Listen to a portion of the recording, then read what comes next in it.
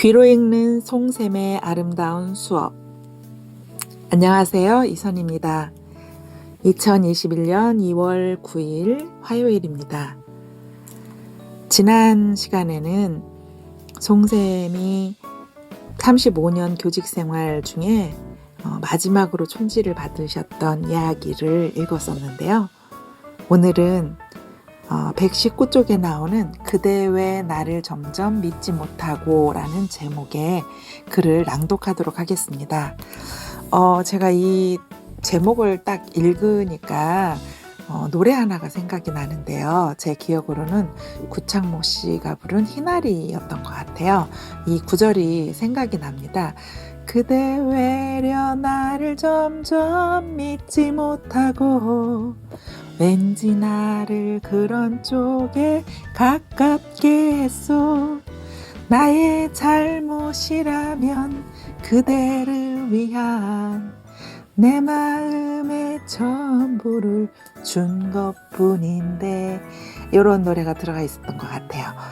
아마 그 노래 가사하고 뭔가 관련이 있지 않을까 싶네요. 한번 무슨 내용인지 궁금하네요. 한번 읽어가 보도록 하겠습니다. 그대 왜 나를 점점 믿지 못하고 119쪽. 2007년 6월의 어느 날 퇴근해 가까운 용마산에 올랐을 때다. 막걸리 한잔하고 있는데 휴대폰이 울린다. 다른 지역의 학부모님이셨다. 아이가 고등학교 2학년인데 ADHD가 아닌가 의심이 되어 인터넷으로 관련 자료를 검색하다가 내가 얼마 전 카페에 올린 글 산만한 아이 수업에 참여시키는 법을 읽으셨단다. 아이는 수업 시간에 선생님 말씀이 끝나기가 무섭게 다른 애들보다 먼저 나서서 대답을 하는 통에 아이들로부터 왕따를 당하고 있는데, 심지어 지난주에는 친구들로부터 맞기까지 해서 며칠째 학교를 안 보내고 있는 상황이었다. 아이는 피가 나도록 맞은 상황에서도 부모님이 걱정할까봐 얘기하지 말아달라고 담임에게 신신당부를 했단다. 우선 아이의 심리적 진단이 먼저일 것 같았다.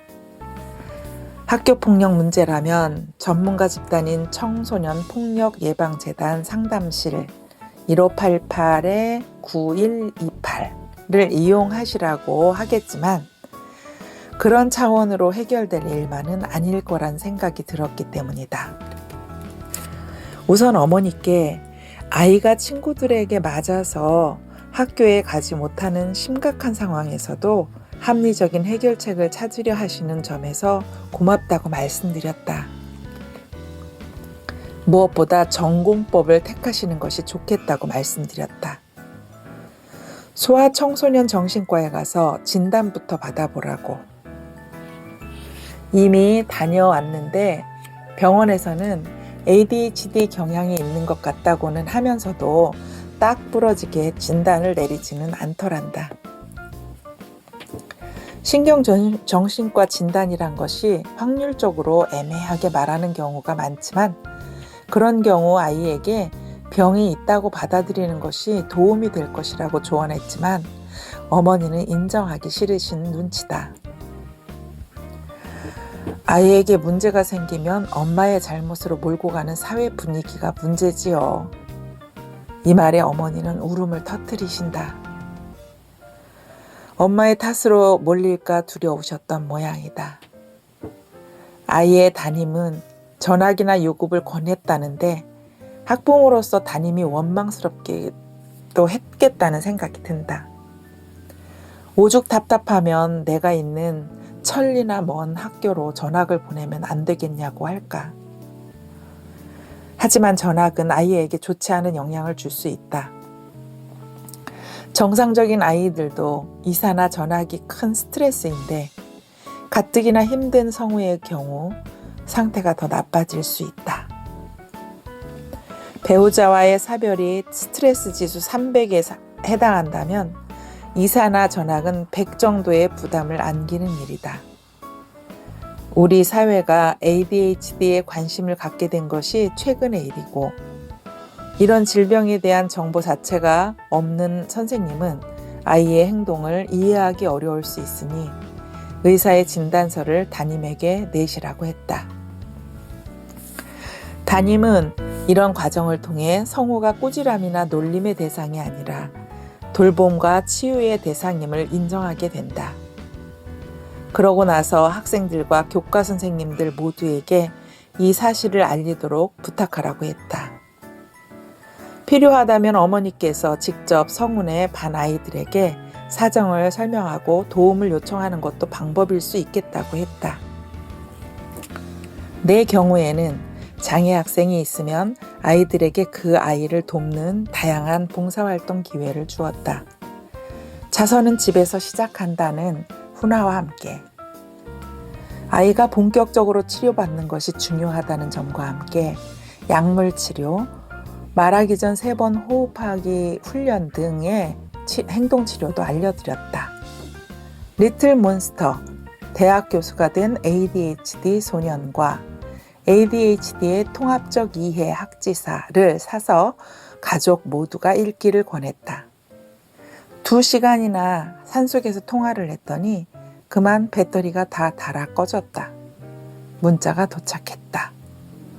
선생님, 나중에 통화할게요. 오늘 고맙습니다. 성우 엄마. 카톡. 현실을 인정하는 용기가 생기시기를 기원합니다. 송샘. 카톡. 당시 우리 반에도 ADHD 학생이 2이나 있었기 때문에 더욱 관심이 갔다. 2학기에 참여소통 교육 모임, 서울 경기 지역 선생님들과 함께 김현수 원장의 ADHD 강의를 듣기로 했다. 우리 반 학부모 3분과 성우 어머니도 오셨다. 강의가 끝나고 뒤풀이까지 이어지는 정말 소중한 자리였다. 이후 성우와도 문자나 휴대폰으로 가끔 연락을 주고받았다. 이 녀석은 양손에 핸드폰을 쥐고 동시에 문자를 보낼 수 있다고 한다. 리틀 몬스터, 로버트 저건치음, 조아라 옮김, 학지사 2005의 저자는 자신의 의식구조를 동시에 상영되는 여러 편의 멀티비전이라고 설명했는데 이 아이 역시 대단한 멀티플레이어였다. 다음해 여름방학에는 성우가 어머니와 함께 상경했다. 김현수 원장과 상담 약속이 잡힌 것이다. 모처럼 함께 식사를 하자고 청했다. 터미널 근처 식당에서 반갑게 만나 식사를 하며 이런저런 얘기를 나누던 도중 아이가 중얼거리듯 말한다. 도대체 나를 이해해주는 사람이 어디 있어야지요. 그 말에 가슴이 먹먹해져 성우 어머니 앞에서 성우를 안고 펑펑 울었다. 얼마나 고독한 세월을 살아왔다는 말인가. 나도 울고 아이도 울고 어머니도 울었다. 울음은 확실히 치유의 효과가 있는 듯하다. 우리 서로 파이팅 하자고 하면서 헤어졌다. 그 후 성우는 수시 전형으로 대학에 진학을 했다. 잊을만 하면 다시 생각나는 사이가 된 것일까? 성우가 대학 2학년을 앞두고 군대에 간다며 만나자는 연락을 해왔다. 아내에게 성우 얘기를 했더니 그런 아이가 군대에 가서 적응할 수 있을지 모르겠다며 걱정한다. 지하철 2호선 강부영역에서 성우를 만나 함께 아차산에 올랐다. 휴게소에서 파전과 막걸리를 주문했다. 고등학교 때보다 살이 좀 빠져 보인다. 외모에 신경 좀 썼어요. 성우가 속한 학과는 여학생 수가 압도적이다. 남학생은 복학생 1명과 성우뿐이다. 이성의 눈길을 받다 보니 절로 멋져진 것 같다. 그동안 어떻게 살았냐고 물으니 친구가 2 생겼단다. 대단한 발전이다. 세상에서 자신을 알아주는 이가 생겼다는 뜻이기 때문이다. 그런데 자기 반 여학생들에 대해서는 한마디도 하지 않는다.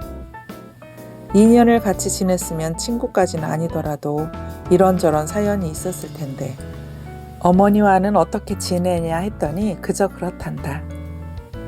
어머니는 여전히 자신의 부족한 부분만을 보신단다. 사람이란 게 인성과 재능, 재주 등 여러 측면이 있잖아요. 넘치는 면도 있고 부족한 면도 있기 마련이고, 부족한 점은 다른 사람과의 만남을 통해 깨닫고 보충해가는 게 사는 거 아닌가요? 그게 바로 도인들이 말하는 세상의 진리이지.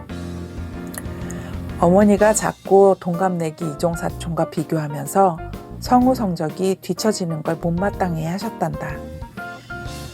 사촌은 고등학교 때 전교 1, 2등을 해왔고 재수 끝에 올해 서울의 유명 대학교에 합격해서 요즘은 성우네 집에 와서 성우 여동생 과외를 시킨단다.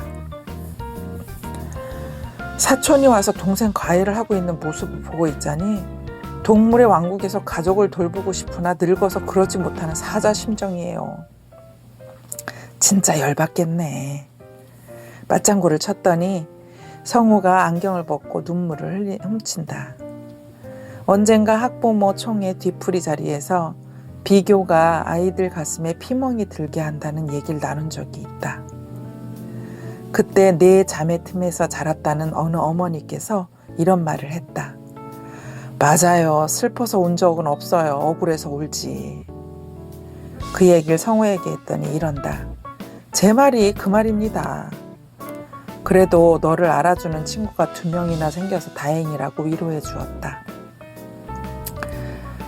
걘 좀 날 알지 라고 할 수 있는 친구가 얼마나 소중한가 말했다. 그랬더니 나도 그런 존재란다.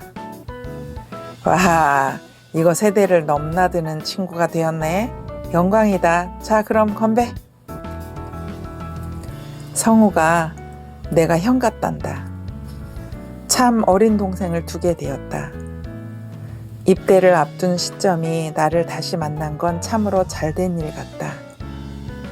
얼마 전 유명 탤런트가 자살하였을 때 사람은 아무리 괴로운 일이 있어도 세상에 단 한 명만 자신의 마음을 알아주는 사람이 있으면 자살을 하지 않는다는 내용의 기사를 본 기억이 났다.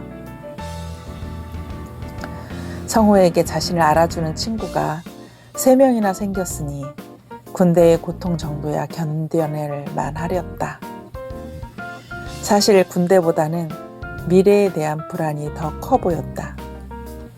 군대 가서 사람이 되어가지고 와서 부모님이 자신에게 그러라고 하셨단다. 열심히 돈을 벌어야 한단다. 그래서 어머니 앞에서 보란듯이 성공한 모습을 보여드려야 한단다.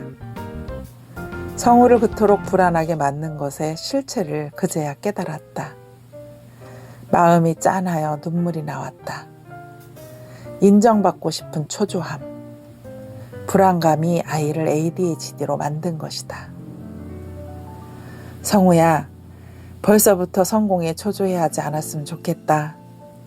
지금 내 마음이 진짜 원하는 건 엄마의 사과가 아닐까? 성우는 지금도 어머니를 생각하면 한편으로 이해도 되고 자신의 성격적인 잘못도 인정한단다. 그러면서 자신이 어머니와의 사이가 뒤틀린 계기를 들려준다. 초등학교 4학년 때 선배가 다 풀어놓은 수학 익힘책으로 숙제를 냈다. 2학기 중반까지 그렇게 하다가 들켜버렸는데 그때 성우는 이 범죄 행위를 시인했다. 그 뒤로 갈등이 생길 때마다 해결은 안 되고 기묘하게도 늘 같은 모양새로 끝나 미칠 지경이란다. 둘 사이에 꼬인 것이 99,999가지인데 한 가지 일로 매듭이 풀리겠냐? 성우는 고개를 끄덕이며 검지로 허공에 얽힌 실타래를 그려 보이며 중얼거린다. 맞다, 맞다. 그렇다면 이 질기게 얽혀버린 실타래를 푸는 방법을 내가 어머니께 용서해버리는 것뿐 아니겠냐? 성우가 진지한 표정으로 고개를 끄덕인다. 얘기가 좀 통했구나 싶었다. 자, 그럼 이반 노래방으로 가자.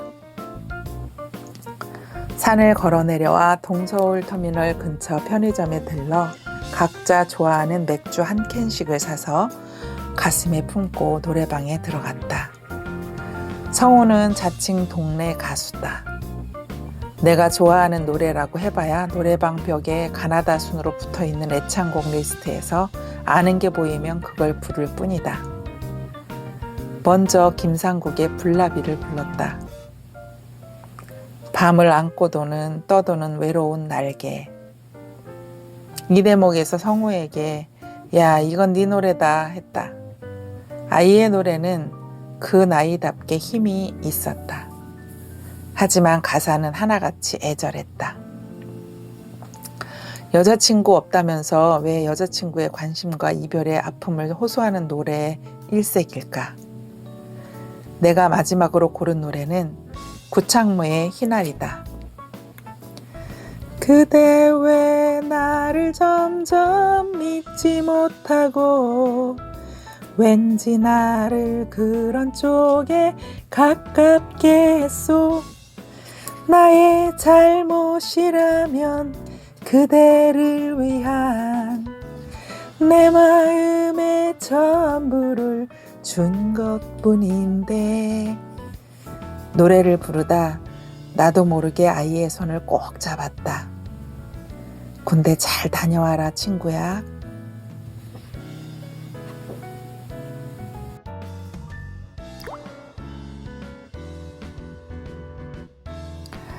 네, 이렇게 해서 송샘의 아름다운 수업 119쪽에 나오는 그대 왜 나를 점점 믿지 못하고 라는 글을 낭독했습니다. 이 낭독을 하면서 내내 저는 성우라는 이 학생이 송영호 선생님과 같은 선생님을 만났다는 것이 정말 얼마나 큰 행운일까라는 그런 생각을 하면서 저도 이제 이런 송영호 선생님과 같은 그런 선생님이 되어야 되겠다. 그런 학생들한테 그런 존재가 되면 좋겠다. 그런 생각을 했습니다. 그리고 성우 어머니도 이해가 되는 것 같아요. 그래서 아이가 ADHD라는 그러한 부분들에 대해서 인정하고 싶지 않나 하는 거, 부모들은 다 똑같은 것 같아요. 자녀가 잘못되거나 그러면 먼저 내가 잘못 키운 건 아닐까, 내가 뭔가 잘못한 건 아닐까, 나 때문은 아닐까 하는 그러한 죄의식이나 이런 생각들을 먼저 하게 되는 것 같아요. 자녀가 어떤 진단이 내려지면은 용기 있게 현실을 직시하고 받아들이는 용기도 좀 필요한 것 같고요. 그리고 보통은 전통적으로 생각할 때 지금은 많이 낮았지만 부모가 아이한테 뭐 잘못했다거나 그럴 때 미안하다, 잘못했다, 용서해달라 하는 그런 그 말하는 자체가 이렇게 훈련이 되어지지 않았기 때문에 아이들한테 그런 이야기를 해주지 못하고 계속 마음속에 맺히게 그렇게 하는, 그냥 두는 그러한 경우들도 많이 있는 것 같아요. 그래서 잘못했다라고 느끼고 미안하다라고 느끼는 거는 그때그때 그 아이한테 어떤 방법으로든 부모가 그렇게 생각하고 있다라는 걸 알려주면 이렇게 맺힌 부분이 없이, 매듭이 없이 잘 커나갈 수 있을 것 같습니다.